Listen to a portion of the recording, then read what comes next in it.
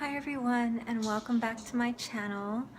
So it's the end of the night and now it's time for some downtime and some me time. So what I like to do, I like to read at least 2 books a month, one fiction, one nonfiction, and that is because I want to see what's on the market and what people are buying in both genres. So I'll show you what I'm reading for the month. It is, first one for nonfiction, it's Start With The Why by Simon Sinek. You may have seen his famous TED Talk or his Millennial Question viral video. He writes about like the golden circle. It's a concept of it's not how you do it or what you do, it's why you do it. And besides from that, which is probably the most important thing in the book, the important concept in the book, he talks a lot about marketing strategies and how things are sold to you and why people buy them, and what has been successful not only for the company but the leaders in the company and who they were and their beliefs. It's a really interesting read. The only thing I kind of don't like about nonfiction books is that they're mediocre as far as the writing, but they're always short. Usually nonfiction, you can see they're kind of short. It's about 250 pages, 220 pages. So they're fairly easy read, written in very plain language.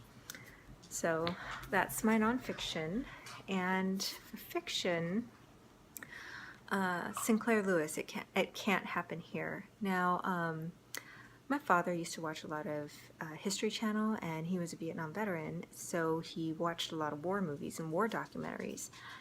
And I always thought, if I lived in a time period, maybe like World War II or the Civil Rights Movement, or even like the Civil War, what would I have done?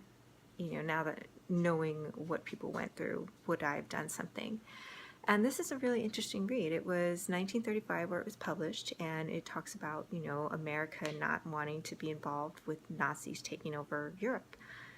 And it's very haunting of things that are going on now and our political structure. So it's not any coincidence that this was brought back into print the past couple years. So at least that's what I've heard. Now the thing is, why it's so important is because, as you can see, a lot's going on, and in all these difficult times, and this is why I encourage people to write and artists to create, is because the art is really what survives. The art is what tells us what happened at the time period. It's memoirs, it's biographies, it's not history books. It's, you know, it's the visual art, it's the writing, it's journals, or it's, you know, or recovered journals and love letters and things like that that really tell us the true things that were going on and getting into people's heads at the time. And that's why it's so important, you know, even with everything going on today.